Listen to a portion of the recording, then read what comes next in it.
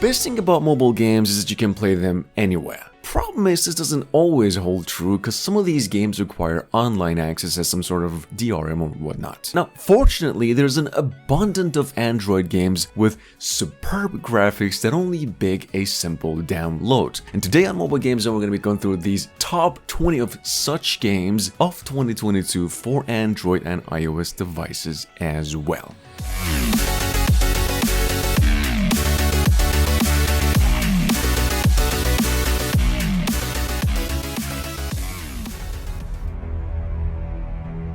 At number 1, we have something here called Endless Nightmare from a tad over a month ago as a free-to-play horror game, and obviously, as you can see, a third entry of this series called Endless Nightmare. The game, for those of you actually familiar, does now have a bigger map, more weapons to choose from, some newer sorts of puzzles, and more action to boot. Aside from that, the game itself is just some world-class graphics for a mobile game, ton of replay value, zero ads, so to speak, if you play the game online, and even playable with a controller, which is just perfect.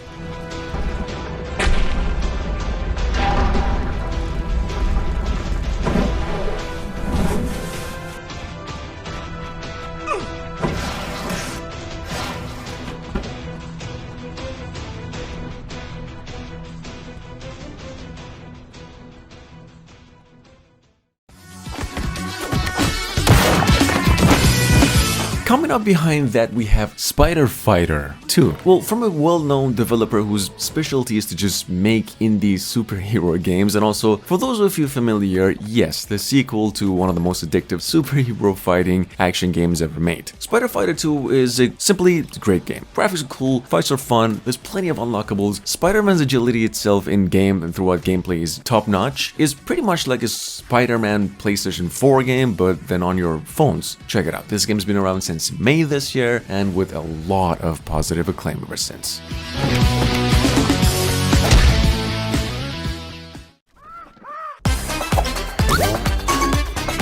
At number 3, well, this has actually been coming since almost 10 years ago, but we finally got our hands on Banana Kong 2, and about a month ago. This is perhaps, I would say, the best thing that happened in July 2022 for the mobile devices, because Banana Kong was originally just a masterpiece of a game back then, so now just take all of that and multiply it by 5 at least. Graphics in Banana Kong 2 are truly incredible, and the gunplay is perfect, it's got the perfect story arc to it, the music is great, and last but not least, it's all the way free.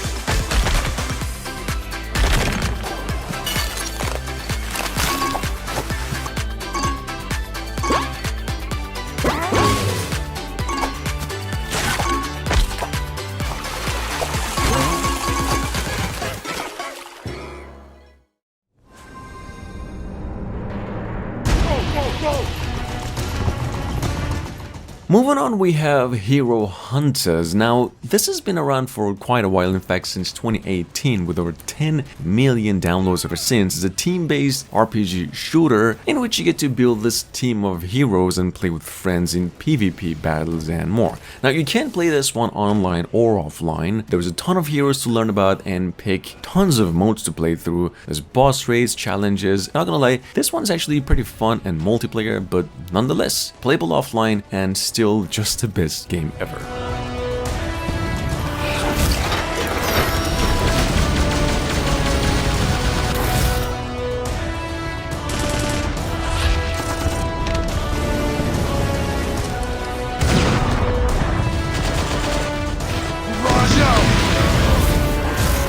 Hero Hunters. Download for free. At number 5, we have something called Thumper here. This is, first off, just a pretty slick auto-running rhythm sort of kind of racing game that's been around for a few years now. It's not free, will cost you about $5, but if you do appreciate some reflex-based stuff with a ton of adrenaline in a matter of a minute, well, this should be something you need to give a try. At its core, though, the game is just some sort of a psychedelic experience. Now that I have a clue how that would be, it's playable with a controller, got lots of levels to play through, and fully playable offline. And it's the price.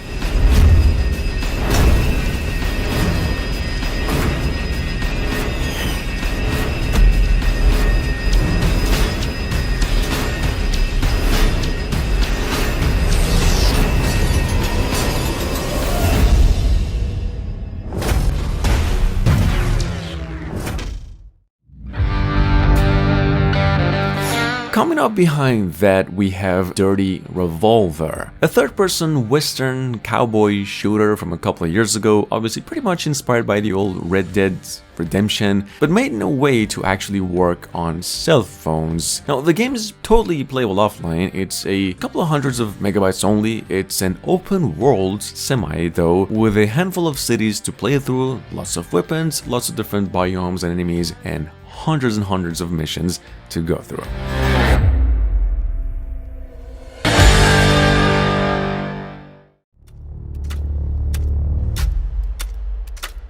At number 7, we have Wars from almost the same time last year. This is an action-packed first-person shooter, in a way though, and without a doubt, just a top-notch experience in every single department. Be it the combat, the graphics, the lore, characters, honestly, developers did a truly great job with this one. The graphics is my favorite thing about the game. Gameplay is silk smooth, you can level up, upgrades, unlock, and all of that literally free. Game is playable all the way offline, and this is how it actually looks.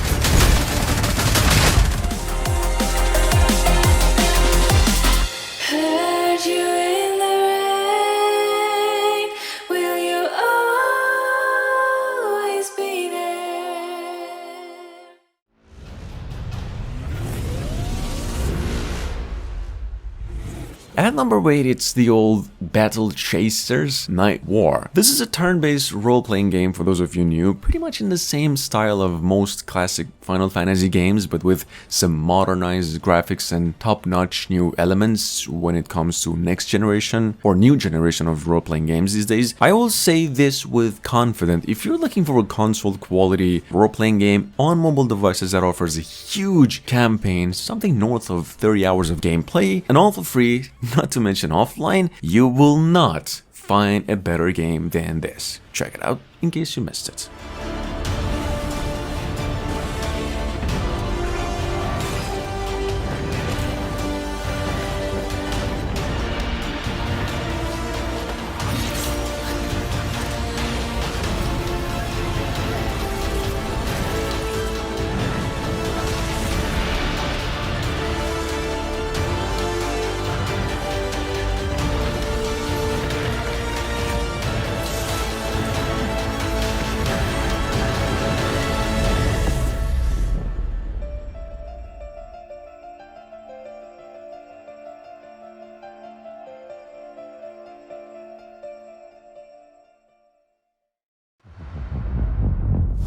Next up, we have the one and only Cover Fire offline shooting, perhaps the best offline first-person shooter on the mobile gaming scene, with over 100 million downloads ever since release and a very, very positive review score as well. Cover Fire Offline visually is just a console quality sort of game, which makes it pretty hard to play at times, but on a tablet it's actually great.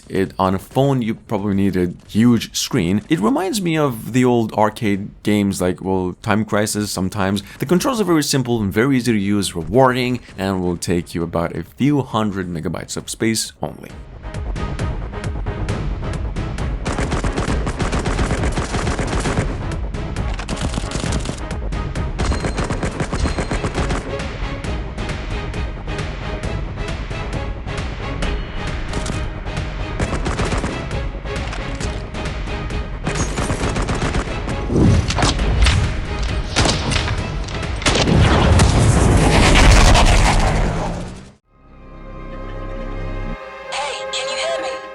At number 10, we've got once again technically the oldest game where we're going to be talking about today, Dead Effect 2, from all the way back 7 years ago. A pretty fun little co-op first-person shooter and role-playing hybrids, and only depending on your device it could run very smooth or very laggy. Well, here you can do technically whatever you want in its setting and just set the game graphically or gameplay-wise to your preferred choice exactly. Now, besides what you can see, the whole thing is playable offline, but also co-op. It's got a decent graphic, it's got some really good controls, lots of stuff, weapons, unlockables, and will take a 2 GB out of your memory. Check it out.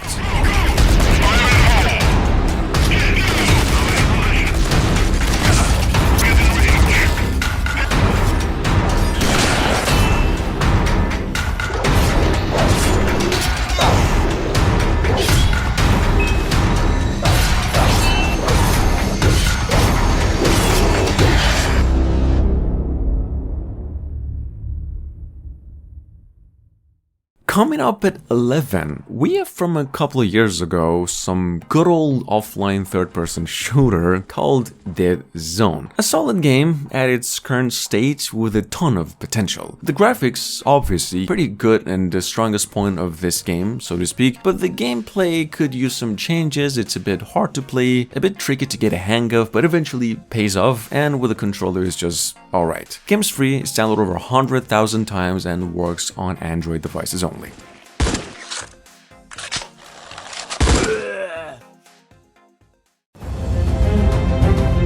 At number 12, downloaded over 1 million times and sitting on the Play Store with a 4.7 score out of 5 ever since last year only. We have here Wars Tortoise II, which is, well, first off, to be quite frank, an indie game and one where you control some sort of war tortoise and try to save the earth. Well, to start with, you've got a single gun and not much of HP, but as you play along, you will be able to unlock new weapons and just toughen up and get stronger, level up and whatnot. The game is playable offline, it's got a ton of replay value and literally all without a single ad if you want to. Only problem is it'll take you down about 1 gigabyte of space.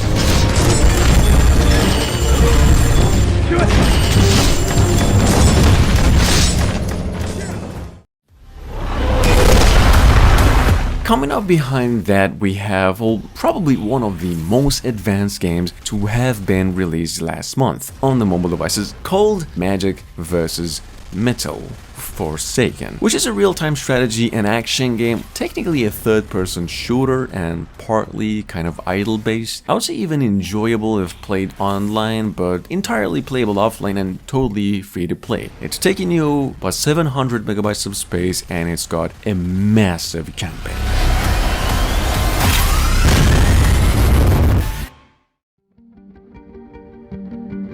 Coming up behind that, well, assuming you've missed out on this gem of a game, we've got something here called Altos Odyssey, which is pretty much like an old skateboarding, some sort of platformer that's been around for, well, 2018, so it's been a while. This is just a perfect game if you would like something to relax with. The soundtrack is obviously, as is the case with this type of games, is superb. Honestly, the trailer over here kind of speaks for itself. I don't really have anything to say about this game other than goodness. The game is totally free to play. It's downloaded over 10 million times since 2018 and it's got a very, very good review score as well. Could be played offline, it doesn't need Wi-Fi, it's playable with a controller, and this is what it's all about.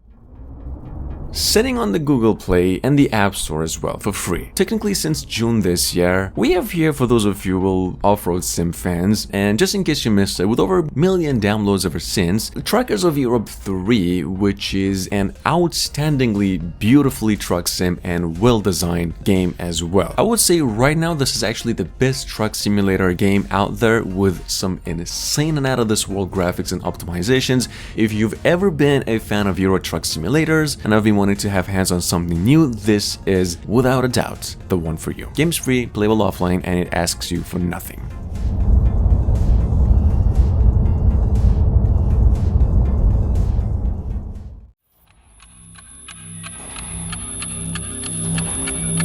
At number 16, we have our most honorable contestant today, Warhammer 40k Freeblade. See, actually an exclusive mobile shooter, and technically back when it came out in 2016, just one of the first games to utilize Apple's 3D Touch. It's an excellent game. If you pay attention, the trailer kind of speaks for itself. It's a very fun game, graphics of which, honestly, when the game actually came out, was a revolution. The game is totally free, has a 4.5 review score. It's not an open world, it has only hints of it, and it's a third-person rail shooter. Check it out, just in case you missed it.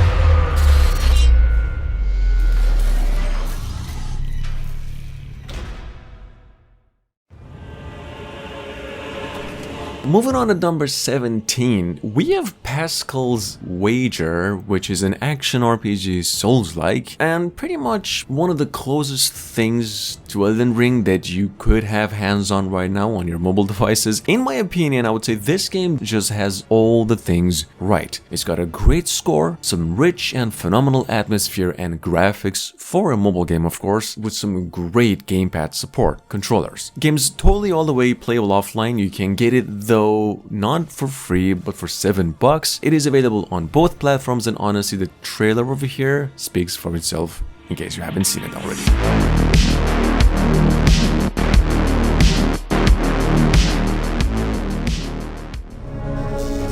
I have waited years to see the last of the Jedi fall before me.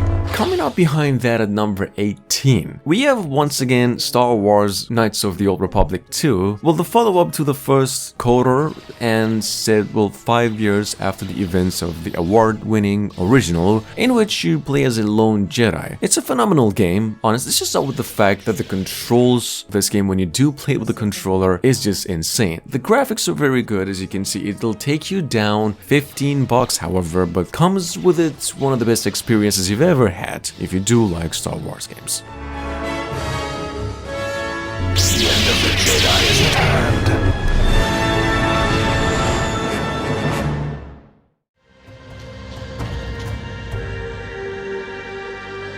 Moving on, we've got once again Dead Cells. Now, this is also not a free game. It is just $9 to begin with. It is, in my opinion, just the smoothest game ever made on a mobile device that at the same time has a ton of replay value as a roguelite, Metroidvania-inspired action platformer, and, well, technically inspired by a lot of classic goodness from the 90s. Well, here's the thing. I would personally describe Dead Cells here as a mix of Castlevania and Dark Souls, something where your goal is to get through a bunch of randomly generated levels and just kill. This is it. The game will take you about 500 megabytes of space. It's totally playable offline, and this is how it actually works.